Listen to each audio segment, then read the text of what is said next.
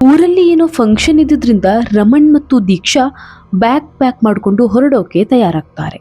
ಇವರಿಬ್ರು ಬೆಂಗಳೂರಿನ ಒಂದು ಪ್ರತಿಷ್ಠಿತ ಕಂಪನಿಯಲ್ಲಿ ಇಂಜಿನಿಯರ್ ಆಗಿ ಕೆಲಸ ಮಾಡ್ತಿದ್ರು. ಇವರಿಬ್ಬರ ಊರು ಉಡುಪಿ. ಬಸ್ನಲ್ಲಿ ಹೋದ್ರೆ ಇಡೀ ರಾತ್ರಿಯೆಲ್ಲ ಜರ್ನಿ ಮಾಡಬೇಕು ಅಂತ ಕಾರ್ ತಗೊಂಡು ಹೋಗೋ ಪ್ಲಾನ್ ಮಾಡ್ತಾರೆ. ದೀಕ್ಷಾ ಬೆಳಿಗ್ಗೆ ಬೇಗ ಹೊರಡೋಣ, ಸುಮ್ಮನೆ ನೈಟ್ ಟ್ರಾವೆಲ್ ಯಾಕೆ ಅಂತ ಕೇಳಿದ್ರು. ನೈಟ್ ಜರ್ನಿ ಬಗ್ಗೆ ನಿನ್ಗೇನು ಗೊತ್ತು, ನೈಟ್ ಜರ್ನಿ ಎಷ್ಟು ಥ್ರಿಲ್ ಆಗಿರುತ್ತೆ ಅಂತ ನಿನಗೆ ತೋರಿಸ್ತೀನಿ ಬಾ ಅಂತ ಹೇಳ್ತಾನೆ. ಸರಿ ಅಂತ ಇಬ್ರು 8 ಗಂಟೆಗೆ ಬ್ಯಾಂಗ್ಳೂರ್ ಬಿಡ್ತಾರೆ. ಸುಮಾರು 12:30 ಹಾಗೆ ಶಿರಾಡಿ ಘಾಟ್ ತಲುಪ್ತಾರೆ. ಘಾಟ್ ಸೆಕ್ಷನ್ ಆಗಿದ್ರಿಂದ ಸ್ವಲ್ಪ ನಿಧಾನಕ್ಕೆ ಹೋಗ್ತಾ ಇದ್ರು. ಅನೇಕ ವೆಹಿಕಲ್ಗಳು ಇವರ ಹಿಂದೆ ಮುಂದೆ ಹೋಗ್ತಾ ಇತ್ತು. ಮಂಗಳೂರಿಗೆ ಹೋಗುವಾಗ ಬೆಂಗಳೂರಿನಿಂದ ಬರ್ತಾ ಹಾಸನ, ಸಕಲೇಶ್ಪುರ ಆದ್ಮೇಲೆ ಈ ಶಿರಾಡಿ ಘಾಟ್ ಸಿಗುತ್ತೆ. ರಮಣ್ ಮತ್ತು ದೀಕ್ಷಾ ಆರಾಮಾಗಿ ಸುತ್ತಮುತ್ತಲಿನ ವೆದರ್ನ ಎಂಜಾಯ್ ಮಾಡಿಕೊಂಡು ಕಾರಲ್ಲಿ ಸಾಂಗ್ನ ಪ್ಲೇ ಮಾಡಿಕೊಂಡು ನಿಧಾನಕ್ಕೆ ಹೋಗ್ತಾ ಇದ್ರು. ಲೈಟಾಗಿ ಮಳೆ ಕೂಡ ಬರ್ತಾ ಇತ್ತು. ಅರ್ಧ ಘಾಟ್ ರೀಚ್ ಆಗ್ತಾ ಇದ್ದ ಹಾಗೆ ರಮಣ್, ನನಗೆ ಸ್ವಲ್ಪ ಅರ್ಜೆಂಟ್ ವಾಶ್ರೂಮ್ಗೆ ಹೋಗಬೇಕು, ನೀನು ಇಲ್ಲೇ ಕೂತ್ಕೊಂಡಿರುವಂತ ಕಾರ್ನ ಅಲ್ಲೇ ಸೈಡ್ಗೆ ಹಾಕಿ ಕೆಳಗಿಳಿದು ಸ್ವಲ್ಪ ಮುಂದೆ ಹೋಗ್ತಾನೆ.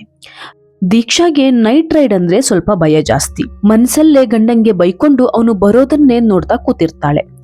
ರಮಣ್ ತನ್ನ ಕಾರಿನಿಂದ ಇಳಿದು ಅದೇ ನೇರಕ್ಕೆ ಆಪೋಸಿಟ್ ರೋಡ್ ದಾಟಿ ಹೋಗಿರ್ತಾನೆ. ವಾಶ್ರೂಮ್ ಮುಗಿಸಿ ತನ್ನ ಕಾರ್ ಕಡೆಗೆ ತಿರುಗಿದವನೇ ಜೋರಾಗಿ ಕೂಗಿಕೊಂಡು ಏನೋ ಹೇಳ್ತಾ ಕಾರ್ ಹತ್ತಿರ ಓಡ್ಕೊಂಡು ಬರ್ತಾನೆ. ಆದ್ರೆ ದೀಕ್ಷಾಳಿಗೆ ಏನು ಅಂತ ಸಹ ಗೊತ್ತಾಗಲ್ಲ. ಅವಳು ಗಾಬರಿಯಿಂದ ಇನ್ನೇನು ಡೋರ್ನ ತೆಗಿಬೇಕು, ಅಷ್ಟರಲ್ಲಿ ರಮಣ್ ಕಾರ್ ಹತ್ತಿರ ಬಂದು ಓಪನ್ ಮಾಡಬೇಡ ಅಂತ ಕೂಗ್ತಾನೆ. ರಮಣ್ ಸಿಕ್ಕಾಪಟ್ಟೆ ಬೆವರಿ ಅವನ ಕೈಕಾಲೆಲ್ಲ ನಡುಗ್ತಾ ಇತ್ತು. ದೀಕ್ಷಾ ಗಾಬರಿಯಿಂದ ಏನಾಯ್ತು ಅಂತ ಅಳೋಕೆ ಶುರು ಮಾಡ್ತಾಳೆ.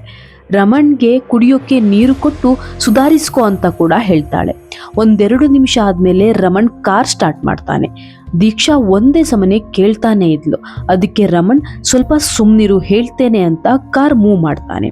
ಒಂದು 500 ಮೀಟರ್ ಮುಂದೆ ಹೋಗಿಲ್ಲ, ಸಡನ್ ಆಗಿ ಕಾರ್ನ 2 ಹೆಡ್ಲೈಟ್ ಆಫ್ ಆಗಿಬಿಡುತ್ತೆ.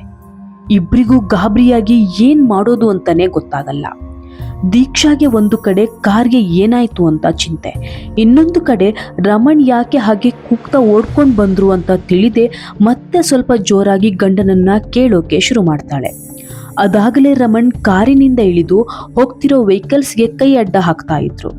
ಮೆಕ್ಯಾನಿಕ್ ಏನಾದರೂ ಸಿಗಬಹುದಾ ಅಂತ. ಯಾಕೆಂದ್ರೆ ಕೆಲವು ಲಾರಿಗಳು ಅಲ್ಲಿ ದಿನನಿತ್ಯ ತಿರುಗೋದ್ರಿಂದ ಅವರಿಗೆ ಅದರದ್ದೆಲ್ಲ ಐಡಿಯಾ ಇರುತ್ತೆ. ಅದೇ ಸಮಯಕ್ಕೆ ದೀಕ್ಷಾ ಕೂಡ ಕಾರಿನಿಂದ ಇಳಿದು ಬಂದು ಏನಾಯ್ತಾಗ್ಲೇ ಹೇಳುವಂತ ಒಂದೇ ಸಮನೆ ಅಳೋಕೆ ಶುರು ಮಾಡ್ತಾಳೆ. ರಮಣ್ ಅವಳನ್ನ ಕಾರಿನಲ್ಲಿ ಕೂರಿಸಿ ನೀನು ಭಯ ಪಡಲ್ಲ ಅಂದ್ರೆ ಮಾತ್ರ ಹೇಳ್ತೇನೆ ಅಂತ ಹೇಳಿದಾಗ ಅವಳು ಇಲ್ಲ, ನಾನು ಭಯ ಪಡಲ್ಲ, ನೀನು ಈಗ ಹೇಳಲಿಲ್ಲ ಅಂದ್ರೇನೆ ನನಗೆ ಭಯ ಆಗುತ್ತೆ ಅಂತ ಹೇಳ್ತಾಳೆ. ಅದಕ್ಕೆ ರಮಣ್, ಆಗ್ಲೇ ನಾನು ಮೂತ್ರ ಮಾಡೋಕೆ ಅಂತ ಕಾರಿಂದ ಇಳಿದು ಹೋಗಿದ್ದೆ ಅಲ್ವಾ, ವಾಪಸ್ ತಿರುಗಿ ಕಾರ್ ಕಡೆ ಬರ್ಬೇಕಾದ್ರೆ ನೀನು ಕೂತಿರೋ ಸೀಟ್ನ ವಿಂಡೋ ಹತ್ತಿರ ಯಾವುದೋ ಒಂದು ಹೆಂಗಸು ನಿಂತಿತ್ತು. ಕೂದಲೆಲ್ಲ ಹರಡಿಕೊಂಡು ದೊಡ್ಡದಾಗಿ ಕಣ್ಣು ಬಿಟ್ಕೊಂಡು ನಿನ್ನನ್ನೇ ನೋಡ್ತಾ ಇತ್ತು ಅಂತ ಒಂದೇ ಸಮನೆ ಹೇಳ್ತಾನೆ. ಇದನ್ನ ಕೇಳಿದ ದೀಕ್ಷೆಗೆ ಮಾತೇ ಬರೋದಿಲ್ಲ. ರಮಣ್ಗೆ ಬೈಯೋಕೆ ಶುರು ಮಾಡ್ತಾಳೆ. ಇದಕ್ಕೆ ಹೇಳೋದು ನೈಟ್ ಎಲ್ಲ ಹೋಗೋದು ಬೇಡ ಅಂತ. ಅದು ಅಲ್ಲದೆ ಈಗ ಕಾರ್ ಕೂಡ ಆಫ್ ಆಗಿದೆ, ಏನ್ ಮಾಡೋದು ಹೇಳು ಅಂತ ಜೋರಾಗಿ ಕೂಗಾಡ್ತಾಳೆ. ಇವರಿಬ್ರು ಹೀಗೆ ಮಾತನಾಡುವಾಗ ಸಡನ್ ಆಗಿ ಹಿಂದೆ ಯಾರೋ ಪಾಸ್ ಆದ ಹಾಗೆ ಆಗುತ್ತೆ. ಇಬ್ರು ಹಿಂದೆ ತಿರುಗಿ ನೋಡಿದ್ರೆ ಅಲ್ಲಿ ಯಾರೂ ಕೂಡ ಇರಲ್ಲ. ರಮಣ್ ದೀಕ್ಷಾ ಮುಖ ನೋಡಿಕೊಂಡು ಏನ್ ಮಾಡೋದು ಅಂತನೂ ತಿಳಿದೆ ಕೆಳಗಡೆನೂ ಇಳಿಯೋಕಾಗದೆ ತಲೆ ಮೇಲೆ ಕೈ ಇಟ್ಕೊಂಡು ಕುತ್ಕೋತಾರೆ. ಅದೇ ಸಮಯಕ್ಕೆ ಇವರ ಕಾರ್ನ ಮುಂದೆಯೇ ಯಾರೋ ಒಂದು ಹೆಂಗಸು ನೆಡ್ಕೊಂಡು ಹೋಗ್ತಿರುವ ಹಾಗೆ ಕಾಣಿಸುತ್ತೆ. ಆದ್ರೆ ವಿಚಿತ್ರವೇನೆಂದ್ರೆ ಅದೇ ರೋಡಲ್ಲಿ ಬೇರೆ ವೆಹಿಕಲ್ಗಳು ಕೂಡ ತಿರುಗಾಡ್ತಾ ಇತ್ತು. ಆದ್ರೆ ಯಾರೂ ಕೂಡ ಹೆಂಗಸನ್ನ ನೋಡ್ತಾನೆ ಇರಲಿಲ್ಲ. ಇವರಿಬ್ಬರಿಗೂ ಮುಂದೇನು ಮಾಡೋದು ಅಂತ ತೋಚದೆ ಆ ಹೆಂಗಸು ಕಣ್ಣಿಗೆ ಕಾಣಿಸದೇ ಇದ್ದಾಗ ರಮಣ್ ದೀಕ್ಷಾಳ ಹತ್ತಿರ, ನೀನು ನನ್ನ ಜೊತೆನೆ ಕೆಳಗೆ ಬಾ, ಯಾರಾದ್ರೂ ಲಾರಿ ಡ್ರೈವರ್ ನಿಲ್ಲಿಸ್ತಾರೆ, ಭಯ ಪಡ್ಬೇಡ, ನಾವು ಇಲ್ಲಿಂದ ಬೇಗ ಹೋಗೋಣ ಅಂತ ದೀಕ್ಷಾಳನ್ನ ಕೂಡ ಪಕ್ಕದಲ್ಲಿ ನಿಲ್ಲಿಸ್ಕೊಂಡು ಬರೋ ವೆಹಿಕಲ್ಸ್ಗೆಲ್ಲ ಕೈ ಅಡ್ಡ ಹಾಕ್ತಿರ್ತಾನೆ. ಆದ್ರೆ ಯಾರೂ ಕೂಡ ಗಾಡಿ ನಿಲ್ಸಲ್ಲ. ಅದೇ ಸಮಯಕ್ಕೆ ರೋಡ್ನ ಇನ್ನೊಂದು ಬದಿಯಲ್ಲಿ ಯಾರೋ ಒಂದು ಹೆಂಗಸು ಅಳ್ತಿರೋ ಹಾಗೆ ಕೇಳಿಸುತ್ತೆ. ಮುಂದೆ ನೋಡಿದ್ರೆ ಅದೇ ಹೆಂಗಸು ಇವರಿಬ್ಬರನ್ನ 2 ಕೈ ಬೀಸಿ ಕರೆಯೋಕೆ ಶುರು ಮಾಡ್ತಾಳೆ.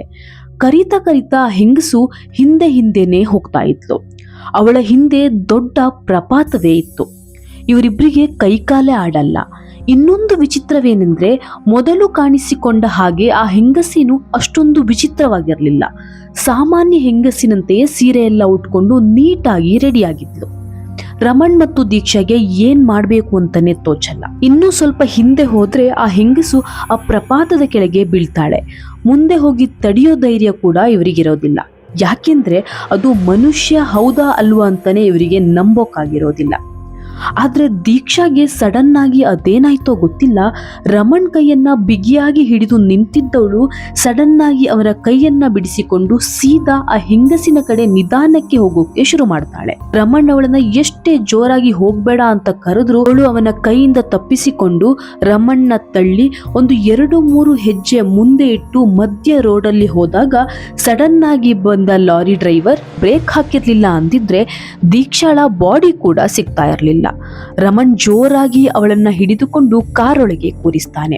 ಲಾರಿ ಸೈಡ್ಗೆ ಹಾಕಿ ಬಂದ ಡ್ರೈವರ್ಗೆ ಅದೇನನ್ನಿಸ್ತೋ ಗೊತ್ತಿಲ್ಲ, ಏನೋ ಬೈದೆ ನಿಧಾನವಾಗಿ, ಯಾಕೆ ಸರ್ ಏನಾಯ್ತು, ಮೇಡಮ್ ಯಾಕೆ ಹಾಗೆ ಸಡನ್ ಆಗಿ ಮಧ್ಯ ರೋಡ್ಗೆ ಬಂದ್ಬಿಟ್ರು, ಸ್ವಲ್ಪ ಹೆಚ್ಚು ಕಮ್ಮಿ ಆಗಿದ್ರು ಏನೇನೋ ಆಗ್ಬಿಡ್ತಿತ್ತಲ್ಲ ಅಂತ ಹೇಳ್ತಾರೆ.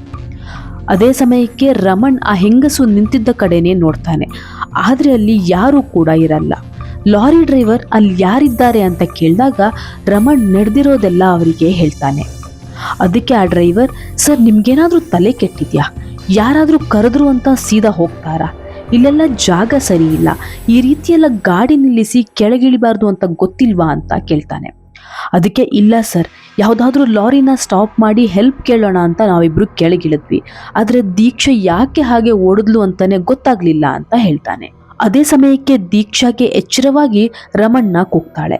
ಆದ್ರೆ ಅವಳಿಗೆ ಆ ಹೆಂಗಸನ್ನ ನೋಡಿದ್ದು ಬಿಟ್ರೆ ತನಗೇನಾಯ್ತು ಅಂತಾನೆ ಗೊತ್ತಿರಲ್ಲ. ಆಗ ಲಾರಿ ಡ್ರೈವರ್ ರಮಣ್ ಹತ್ತಿರ, ನೀವು ಅವ್ರಿಗೇನು ಹೇಳಕ್ ಹೋಗಬೇಡಿ, ಅದು ಅವರಾಗೆ ಹೋಗಿರೋದಲ್ಲ, ಕೆಲವೊಂದು ಸಲ ಹಾಗೆ ಯಾರು ತುಂಬ ಭಯಪಡ್ತಾರೆ ಅವ್ರ ಮೇಲೆ ಈಸಿಯಾಗಿ ಈ ನೆಗೆಟಿವ್ ಎನರ್ಜಿಗಳೆಲ್ಲ ಅಟ್ಯಾಕ್ ಮಾಡುತ್ತೆ. ಸರಿ, ನಮ್ಮ ಹುಡುಗ ಕಾರ್ ಏನಾಗಿದೆ ಅಂತ ನೋಡ್ತಾನೆ, ಅವರನ್ನ ಹಿಂದೆ ಸೀಟಲ್ಲಿ ಕೂರಿಸಿ ಅಂತ ಹೇಳ್ತಾನೆ. ರಮಣ್ ದೀಕ್ಷಾಳನ್ನ ಕಾರಿನ ಹಿಂದೆ ಕೂರಿಸಿ ಅವನು ಕೂಡ ಅವಳ ಜೊತೆನೆ ಕುತ್ಕೋತಾನೆ. ಲಾರಿ ಡ್ರೈವರ್ ಮತ್ತು ಅವರ ಜೊತೆ ಇದ್ದ ಇನ್ನೊಬ್ಬ ಹುಡುಗ ಕಾರ್ ಏನಾಯ್ತು ಅಂತ ನೋಡ್ಬೇಕು ಅಂತ ಕಾರ್ ಸ್ಟಾರ್ಟ್ ಮಾಡಿದಾಗ ಹೆಡ್ಲೈಟ್ 2 ಆನ್ ಆಗುತ್ತೆ. ರಮಣ್ ಮತ್ತು ದೀಕ್ಷಾ ಇಬ್ಬರಿಗೂ ಶಾಕ್ ಆಗಿತ್ತು. ಆಗ ಲಾರಿ ಡ್ರೈವರ್ ರಮಣ್ಣನ್ನ ಕೆಳಗೆ ಕರೆದು, ನೋಡಿ ಇಲ್ಲೆಲ್ಲ ಈ ರೀತಿ ಆಗುತ್ತೆ, ಯಾಕೆಂದ್ರೆ ತುಂಬಾ ಜನ ಆಕ್ಸಿಡೆಂಟ್ ಆಗಿನೋ ಸೂಸೈಡ್ ಮಾಡ್ಕೊಂಡೋ ಇಲ್ಲ ಸತ್ತೋಗಿರ್ತಾರೆ. ಅದಕ್ಕೆ ಯಾವುದೇ ಕಾರಣಕ್ಕೂ ಈ ರೀತಿ ಎಲ್ಲ ಕಾರಿನಿಂದ ಇಳಿಬೇಡಿ, ಏನೇ ಆದ್ರೂ ಕಾರ್ ಒಳಗೆ ಕೂತ್ಕೊಂಡಿರಿ, ಅದಾಗದೆ ಸರಿಯಾಗುತ್ತೆ. ಈಗ ನೀವು ಮುಂದೆ ಹೋಗಿ, ನಾವು ಕೂಡ ಮಂಗಳೂರಿಗೆ ಹೋಗ್ತಾ ಇರೋದು, ನಿಮ್ಮ ಹಿಂದೆನೇ ಇರ್ತೀವಿ, ಏನಾದ್ರೂ ಇದ್ರೆ ಕಾಲ್ ಮಾಡಿ ಅಂತ ನಂಬರ್ ಕೊಟ್ಟು ಹೊರಡ್ತಾರೆ. ರಮಣ್ ದೀಕ್ಷಾಳ ಹತ್ತಿರ, ನೀನು ಹಿಂದೆನೆ ಮಲ್ಕೊಂಡು ರೆಸ್ಟ್ ಮಾಡು, ಭಯ ಪಡಬೇಡ ಅಂತ ಹೇಳಿ ಕಾರ್ ಸ್ಟಾರ್ಟ್ ಮಾಡಿ ಹೊರಡ್ತಾನೆ. ಸುಮಾರು 4 ಗಂಟೆ ಹೊತ್ತಿಗೆ ಇವರು ಮಂಗಳೂರನ್ನ ತಲುಪ್ತಾರೆ. ಲಾರಿ ಡ್ರೈವರ್ ಗಾಡಿನ ಸೈಡ್ಗೆ ಹಾಕೋಕೆ ಹೇಳಿ, ಇಲ್ಲೇ ಒಂದು 2 ಕಿಲೋಮೀಟರ್ ಅಲ್ಲಿ ನನಗೆ ಗೊತ್ತಿರೋರು ಒಬ್ರು ಇದ್ದಾರೆ, ಅವರ ಹತ್ತಿರ ಒಂದ್ಸಲ ಹೋಗಿ ಬರೋಣ, ಅವರೊಂದು ದಾರ ಕೊಡ್ತಾರೆ, ಇಲ್ಲ ಅಂದ್ರೆ ಈ ಭಯ ಹಾಗೆ ಉಳ್ಕೊಂಡ್ಬಿಡುತ್ತೆ, ಅವರು 5 ಗಂಟೆಗೆ ಬರೋಕ್ ಹೇಳಿದ್ದಾರೆ, ನಾನು ನಿಮ್ಮನ್ನ ಕರ್ಕೊಂಡು ಹೋಗ್ತೀನಿ ಅಂತ ಹೇಳ್ತಾರೆ. ಲಾರಿ ಡ್ರೈವರ್ ಹೇಳ್ದಂತೆ ರಮಣ್ ಮತ್ತು ದೀಕ್ಷಾ ಇಬ್ರು ಅವರ ಹತ್ತಿರ ಹೋಗಿ ಕೈಗೆ ದಾರವನ್ನ ಕಟ್ಟಿಸಿಕೊಂಡು ಉಡುಪಿ ಕಡೆ ಹೊರಡ್ತಾರೆ. ಇದಿಷ್ಟು ರಮಣ್ ಮತ್ತು ದೀಕ್ಷಾಳ ಹಾರಿಫಿಕ್ ನೈಟ್ ಟ್ರಾವೆಲ್ ಕತೆ. ನಿಮ್ಮಲ್ಲಿ ಯಾರಿಗಾದ್ರೂ ಶಿರಾಡಿ ಘಾಟ್ ಮೇಲೆ ಹೋಗುವಾಗ ಈ ರೀತಿಯ ಎಕ್ಸ್ಪೀರಿಯನ್ಸ್ ಆಗಿದ್ರೆ ಕಾಮೆಂಟ್ ಮಾಡಿ. ಹಾಗೆಯೇ ಹಿಂದಿನ ವಿಡಿಯೋದಲ್ಲಿ ಆಂಜನೇಯನ ಜನ್ಮ ರಹಸ್ಯದ ಬಗ್ಗೆ ಹೇಳಿದ್ದೇನೆ, ಒಮ್ಮೆ ಹೋಗಿ ನೋಡ್ಕೊಂಡು ಬನ್ನಿ. ಜೊತೆಗೆ ಈ ವಿಡಿಯೋ ಇಷ್ಟ ಆದರೆ ಲೈಕ್ ಮಾಡಿ, ಶೇರ್ ಮಾಡಿ, ನಮ್ಮ ಚಾನಲ್ನ ಸಬ್ಸ್ಕ್ರೈಬ್ ಮಾಡೋದನ್ನು ಮರಿಬೇಡಿ.